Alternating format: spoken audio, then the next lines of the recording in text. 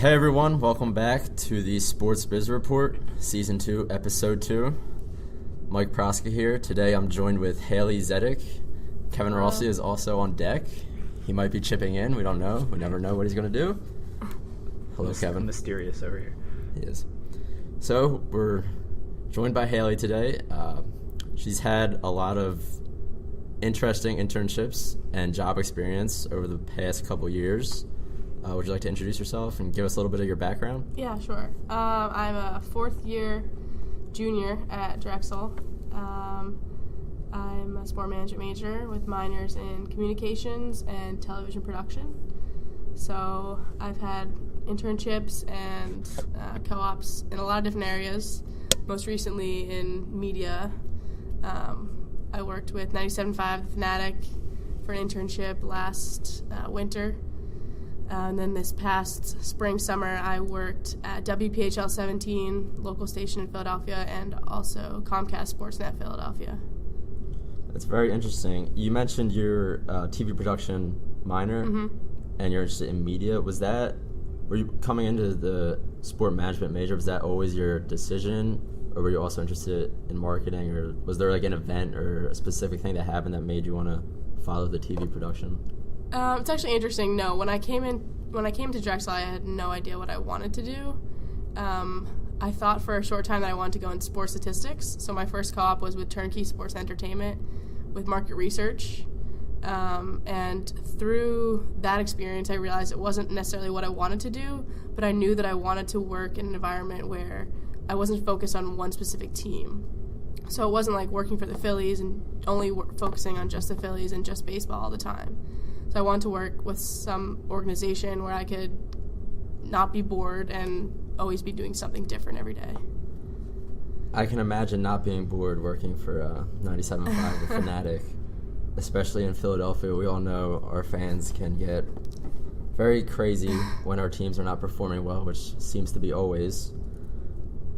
I'm assuming you've had some interesting callers call in on the Fanatic. Do you have a specific one that maybe stands out? Do you know who Bernie is?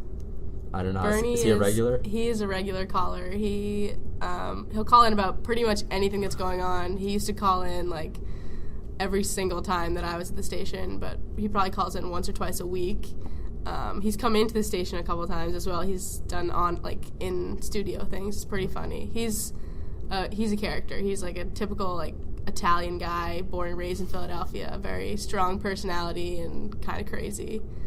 Fits Mike Missinelli's personality very well. I can only imagine.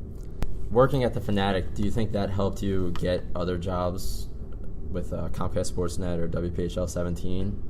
Did you use connections there, or simply just the experience on a resume? Well, the experience from 97.5 Fanatic showed me that I definitely want to work in media. It showed me that I had the opportunities to work in either radio or television, but I thought that television after that would be the direction I wanted to head in. I didn't necessarily use any of the connections from 97.5 Fanatic, but I did use other connections to get my other internships. Yeah, I think that's a good point.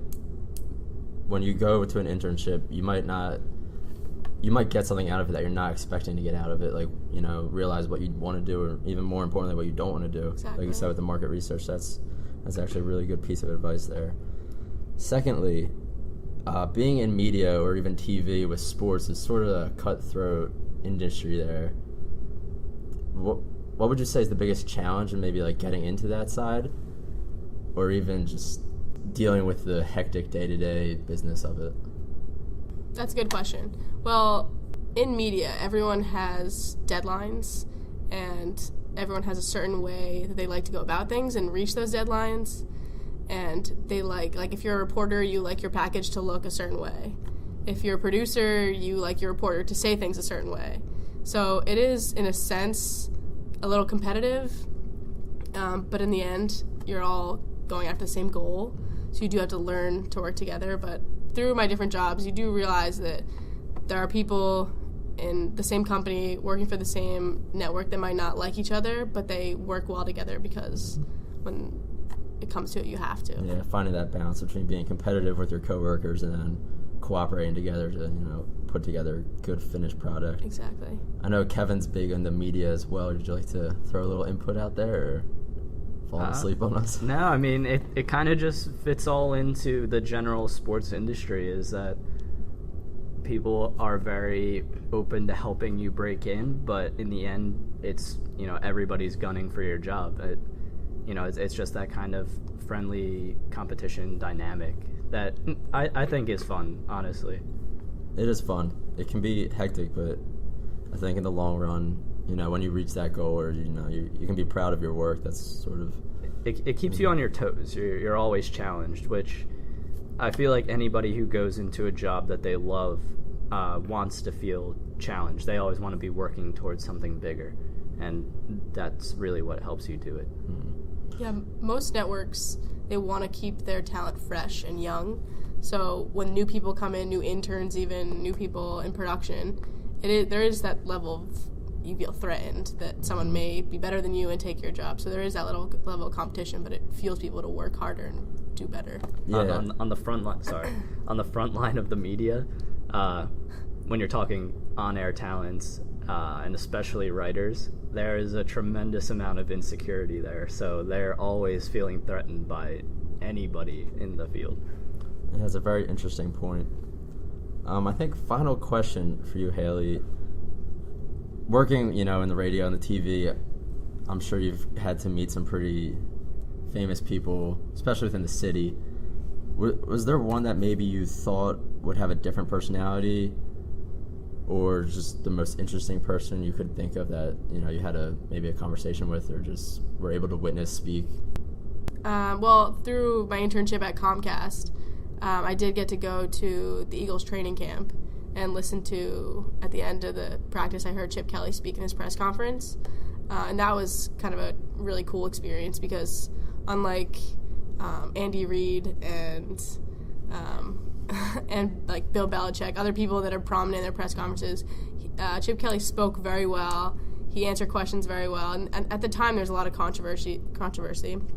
It was when, right after Riley Cooper's incident happened, they were still choosing a quarterback at the time, so there was a lot of tough questions he was being asked, but he handled it with a lot of grace and a lot of class. Yeah, that's a good point. When that whole situation went down, I mean, the past Eagles, you wouldn't really think would have handled that as well. However, I mean, I was surprised at how well the organization actually handled that. And I think that is because Chip Kelly, he actually says something that means something to people, to the media, to the fans at his press conferences, unlike Andy Reid, like you mentioned, who was pretty stoic and just gave us the detail. Chip seems to steer clear of the PR filters. He kind of just says what's on the top of his mind, it's refreshing. It is refreshing. I wonder if that's, because it's his first year in the NFL, that might change over the years, especially being in Philadelphia, because you're ridiculed after everything you say. But we'll see how that goes. Start to their season isn't helping that one either. No, not at all. But yeah, that's it for me. If you guys have anything else to offer. No? All right. For Kevin and Hayley, I'm Mike, signing off of Episode 2, Season 2. Follow the blog, and stay tuned for updates.